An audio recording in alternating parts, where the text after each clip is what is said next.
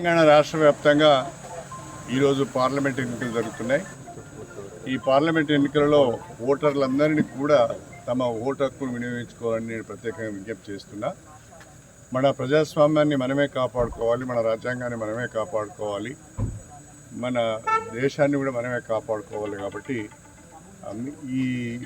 ఇవన్నీ కూడా మన ఓటు ద్వారానే సాధ్యమవుతుంది. కాబట్టి ప్రతి ఒక్కరు కూడా ఓటు హక్కును నిర్భయంగా వినియోగించుకోవాలని నేను ప్రత్యేకంగా కోరుతున్నా.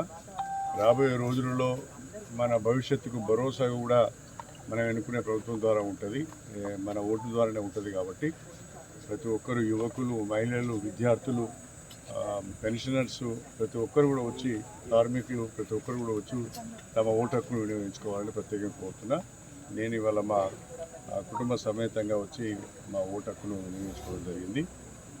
94 ఏళ్ళు ఉన్న మా అమ్మ కూడా ఇవాళ పోలింగ్ బూత్కి వచ్చి తన ఓటు హక్కును వినియోగించుకుంది. కాబట్టి ఎన్ని పనులున్నా ఈ ఒక్కరోజు భారతదేశ ప్రజాస్వామ్యాన్ని కాపాడడం కొరకు, డాక్టర్ బిఆర్ అంబేద్కర్ అందించిన రాజ్యాంగాన్ని మనం కాపాడుకోవడం కొరకు, మన హక్కులను మనం కాపాడుకోవడం కొరకు తప్పనిసరి మీ ఓటు హక్కును వినియోగించుకోవాలి, పోలింగ్ బూత్కు రావాలి, ఓటు వేయాలని చెప్పి ఓటర్లందరికీ విజ్ఞప్తి చేస్తున్నారు. అందరికీ నమస్కారం.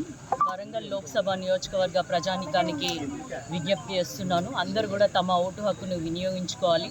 ప్రకృతి కూడా మనకు సహకరించింది. ఈరోజు చాలా చల్లగా కూడా ఉంది వాతావరణము.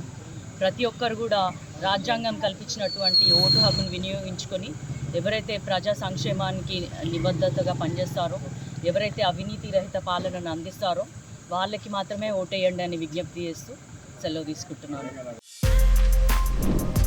For more videos like this, subscribe Big TV channel.